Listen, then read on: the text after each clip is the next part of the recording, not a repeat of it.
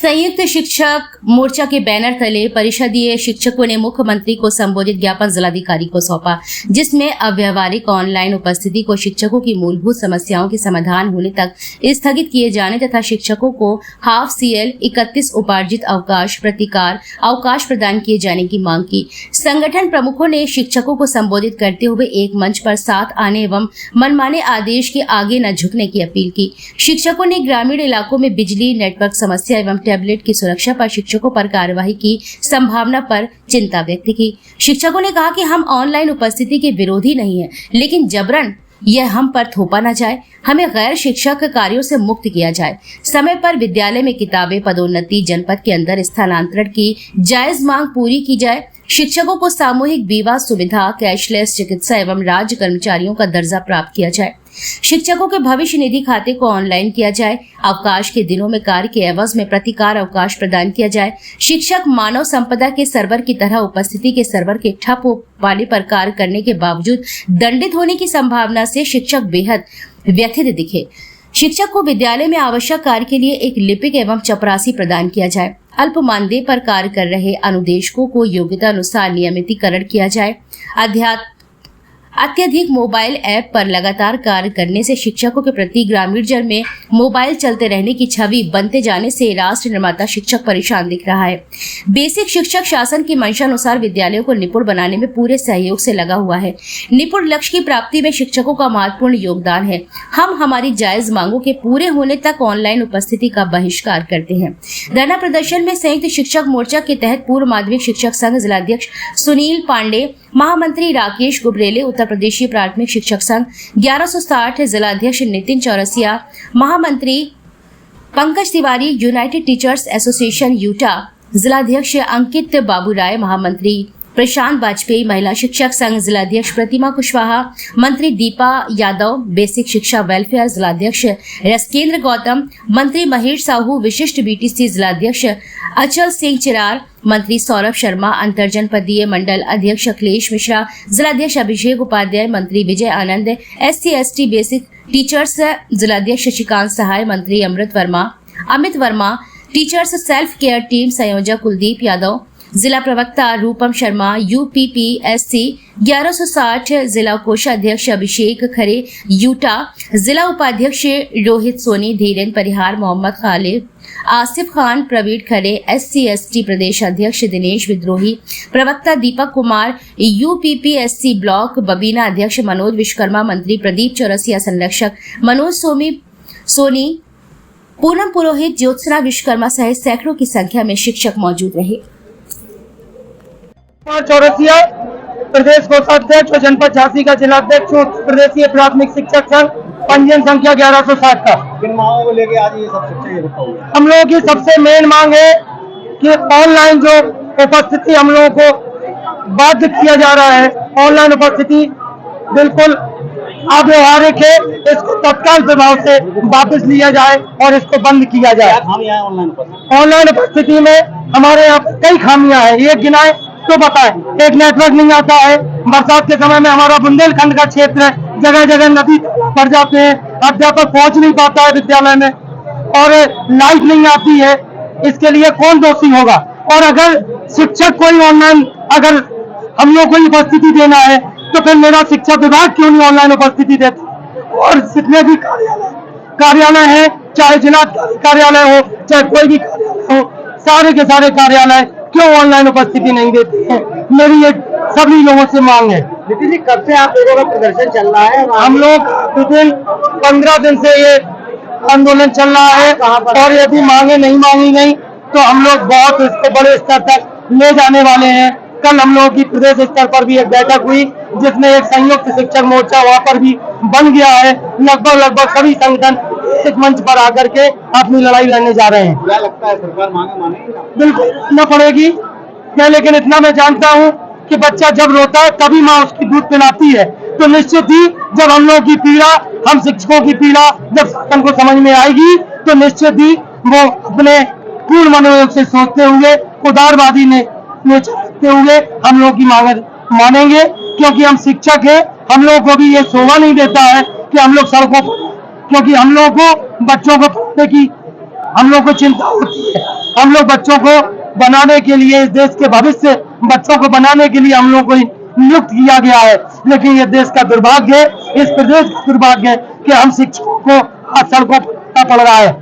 आज मैं आपसे चाहता हूँ, अगर हम लोग की मानसिकता पूर्ण मनोयोग हम लोग मना कर मेरा शांत नहीं होगा तो मैं बच्चों को कैसे पढ़ाऊंगा? बताइए, मैं आपने हमसे शासन से पूछना चाहता हूँ। इसीलिए मेरी मांग है ऑनलाइन सरे से खारिज की जाए। हमारा उत्तर प्रदेश महानिदेशक बेसिक और माध्यमिक जो है ऑनलाइन व्यवस्था के विरोध में आज हमारे विभिन्न संगठनों के लोगों ने संयुक्त मोर्चा बना करके आज विरोध प्रदर्शन किया। और सबसे पहले तो आप लोगों के माध्यम से मीडिया के बंधुओं को और आम जनमानस को मैं बता देना चाहता हूं कि हम शिक्षक लोग ऑनलाइन व्यवस्था के विरोधी नहीं हैं। हम केवल व्यवस्था के विरोधी है। जो व्यवस्थाएं वहां गड़बड़ है उनको हम सही चाहते हैं। ऑनलाइन व्यवस्था हाजिरी देने में हमें कोई आपत्ति नहीं है, क्योंकि हम सारे शिक्षक रोज स्कूल जाते हैं, तो हमें कोई आपत्ति नहीं है। जैसे किस तरह की समस्याएं मूलभूत सुविधाएं जो हमारी होनी चाहिए। आज भी झांसी जनपद में 345 स्कूल ऐसे हैं जो एकल स्कूल हैं, केवल एक टीचर वहां है, जहां पर एक टीचर 1 से 5 तक के बच्चों को पढ़ाएगा भी, वही चपरासी भी है, वही बाबू भी है, तो कैसे वो बच्चों का करेगा? और ऐसे में माननीय महानिदेशक जी चाहते हैं कि प्राइवेट स्कूलों से तुलना हो जाए। जहां प्राइवेट स्कूलों की मूलभूत ढांचा देख लीजिए, उनका स्ट्रक्चर क्या है, उनके पास अध्यापक व्यवस्था क्या है, लिपिक क्या है, उनसे हम तुलना करते हैं। मैं माननीय महानिदेशक जी को से पूछना चाहता हूं कि आज सत्र के 5 महीने होने के बाद भी 1 और 2 की कक्षाओं को किताबें आप वो क्यों नहीं दिला पाए? दूसरा सबसे बड़ा सवाल मेरा ये है कि ये जितने भी ऐप हैं और जितने भी ये टैबलेट जहां से खरीदे गए, इनकी एक जांच होनी चाहिए। ये केस इसमें एक बहुत बड़ा घोटाला है। इन टैबलेट खरीद रहे और ऐप की खरीद रहे, एक जांच का विषय है। माननीय मुख्यमंत्री जी स्वयं हस्तक्षेप करें और इसमें जांच करवाएं, ये टैबलेट किस संस्था से खरीदे गए और कितने में खरीदे गए। बताइए। हमारा सवाल ये है कि राष्ट्र निर्माता शिक्षक जो सबसे जिम्मेवारी से का काम करता है, उसी को गैर जिम्मेवार क्यों ठहराया जाता है? अभी महानिदेशक महोदय ने जो है इसमें इलाहाबाद में अपने कार्यालय में एकाएक 10:30 बजे, 9 बजे का टाइमिंग 10:30 बजे दौरा कर दिया तो 85% कर्मचारी अनुपस्थित थे। आप बिजली विभाग, पीडब्ल्यूडी विभाग, लोक निर्माण विभाग, सार्वजनिक वितरण प्रणाली विभाग, किसी भी विभाग में चले जाइए, बाबू अधिकारी सीट पर नहीं होते हैं। हम यदि सीट पर नहीं होते तो जानते क्यों नहीं होते हैं? या तो हम बीएलओ कार्य के लिए गए हैं, या तो हम पारिवारिक सर्वेक्षण के लिए गए हैं, या तो हम चुनाव सर्वे के लिए गए हैं, या हम गाँव में बच्चे बुलाने के लिए गए हैं, या डीबीटी के लिए आधार कार्ड लेने के गए हैं। आज तक बेसिक शिक्षा के इतिहास में सत्र शुरू हुए 3 महीने हो गए हैं और जब से ये चल रहा है आज तक टाइम से किताबें नहीं दी। डीबीटी का पैसा ड्रेस का नहीं दिया। गार्जियन समझता है मास्टर खा गया, तो गार्जियन आके वही बेइज्जती करता है, इंसल्ट करता है। गुरुओं का सम्मान उसे लौटा दीजिए, शिक्षा व्यवस्था लौटाएगी। गुरुओं का सम्मान लौटा दीजिए, शिक्षा व्यवस्था पटरी पर लौट आएगी। गुरु की छड़ी वापस कर दीजिए, शिक्षा व्यवस्था पटरी पर लौट आएगी। भैया नाम बताइए। मेरा नाम कुलदीप यादव है और मैं टीएससीटी झांसी का जिला अध्यक्ष हूँ। और मैं पत्रकार साथियों आपको बताना चाहता हूँ, ऑनलाइन उपस्थिति से हम लोगों को कोई समस्या नहीं है। ऑनलाइन उपस्थिति का जो दूरगामी प्रभाव है उससे हमें घबराहट होती है। अभी आज की घटना में बता दूं, ललितपुर जाते समय टीचरों की एक वैन एक एक्टिवा से टकरा गई। क्यों जा रहे होंगे? वो तेजी में जा रहे होंगे, इस वजह से वो टकरा गई। तेजी किस वजह से? ऑनलाइन उपस्थिति उन्हें देनी थी। तो इसका आप दूरगामी प्रभाव देखेंगे तो कई शिक्षकों की जान जोखिम में जाएगी और इसका सीधे जिम्मेदार सरकार और वो अधिकारी होंगे। कहीं ना कहीं आपको ये लगता है कि तेजी से वो जा रहे थे, अगर वो समय से निकले तो क्यों तेजी से जाना पड़ा? समय से निकलने का मैं अपना ही आज एग्जाम्पल उदाहरण देता हूँ। मैंने आज अलार्म लगाया था, किसी ज्यादा गहरी नींद के कारण मैं समय पे 5 बजे नहीं उठ पाया। इस वजह से मुझे थोड़ी सी विलम्ब हो गया, मतलब स्कूल जाने के लिए मुझे फिर अपनी गाड़ी को 100 की रफ्तार में भगाना पड़ा कि वहां पे जाके ऑनलाइन अटेंडेंस देनी पड़ेगी। अब कोई ऐसे कारण हो जाते हैं। हम लोगों को सिर्फ 14 CL मिलती हैं, अगर इसी जगह 30 EL होती या 15 हाफ CL होती तो मैं रिस्क ना लेता अपने जीवन का। इसलिए मैं छुट्टी डाल देता, चलो नहीं जग पाया, कुछ कारण हुआ, इसीलिए मैं इस ऑनलाइन उपस्थिति का विरोध कर रहा हूँ। आपका पिछले कई दिनों से आंदोलन चल रहा है, आज ज्ञापन दिया है बड़ी संख्या में, आगे क्या रणनीति है अगर सरकार मांगे नहीं मानती? देखो, सबसे पहले तो मैं ये बताना चाहता हूँ कि मुझे ये लगता है कि हम कर्मचारियों के विरुद्ध षड्यंत्र रचा जा रहा है। हम लोग पुरानी पेंशन की मांग कर रहे थे, तो उन्होंने सोचा कि ये पुरानी पेंशन का हम लोगों का मुद्दा अच्छा बढ़ता जा रहा था, गहरा जा रहा था, तो शासन ने ये सोचा, विचार बनाया कि इन लोगों को उस मुद्दे से भटका दिया जाए। तो उन्होंने भटकाने के लिए उन्होंने रास्ता निकाला कि इसमें ऑनलाइन उपस्थिति दर्ज करा दी जाए, तो ऑनलाइन उपस्थिति में बित जाएंगे और ये पुरानी पेंशन को भूल जाएंगे। लेकिन मैं आप लोगों को इस मीडिया के माध्यम से बताना चाहता हूं कि अभी कुछ दिन पहले वहां जिन्होंने एसी में बैठकर ये आदेश ऑनलाइन जो बनाया था, वो वहां पे 75% लोग अनुपस्थित वहां पाए गए थे। और सबसे पहले मैं ये कहना चाहता हूं कि सबसे पहले वो अपने कार्यालय में ऑनलाइन उपस्थिति क्यों नहीं देते। अपने सबसे पहले तो बेसिक सचिव कार्यालय में, महानिदेशक कार्यालय में ऑनलाइन उपस्थिति दर्ज हो, और ये हमारे जो एडी बेसिक कार्यालय में, बीएसए कार्यालय में, खंड शिक्षा अधिकारी कार्यालय में इन जगह पे ऑनलाइन उपस्थिति दर्ज हो, उसके बाद हम लोगों पे थोपे जाएं।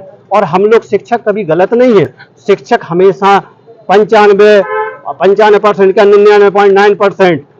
अब आज अध्यापक विद्यालय समय पे पहुंच रहा है, लेकिन हम लोगों को बदनाम किया जा रहा है। हम लोग ऑनलाइन उपस्थिति का विरोध नहीं करना चाहते, ना ही बिल्कुल करेंगे, बशर्ते सरकार को हम लोगों की मांगे मान लेनी चाहिए। हम लोगों को पुरानी पेंशन से आच्छादित कर दिया जाए, साथ ही हम लोगों को 30 CL, 15 हाफ CL, और हम लोग जैसे गड्ढे रास्ते में जाना पड़ते हैं और बहुत गड्ढे हैं और वहाँ पे क्या नाम निकलने में परेशानी होती है, कभी कभी स्कूलों में पानी भर जाता है तो हम वहाँ पे पहुँच नहीं पाते हैं, वहाँ विद्यालय पे नहीं पहुँच पाते। बारिश के समय पे, सर्दियों में ऐसा होता है कि कोहरे के कारण नहीं पहुँच पाते हैं, लेकिन हम लोग पहुँचते हैं, समय पर पहुँच जाते हैं।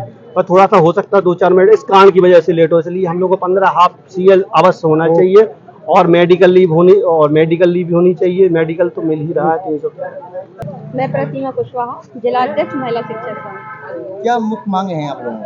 हम लोगों की मांगे हैं 30 EL, 15 हाफ CL और राज्य कर्मचारियों की तरह अन्य सुविधाएं, कैशलेस चिकित्सा बीमा या अन्य मांगे भी हैं। ऑनलाइन आने में जो समस्या है, मैं रूपम शर्मा, जिला प्रवक्ता TSCT हूँ।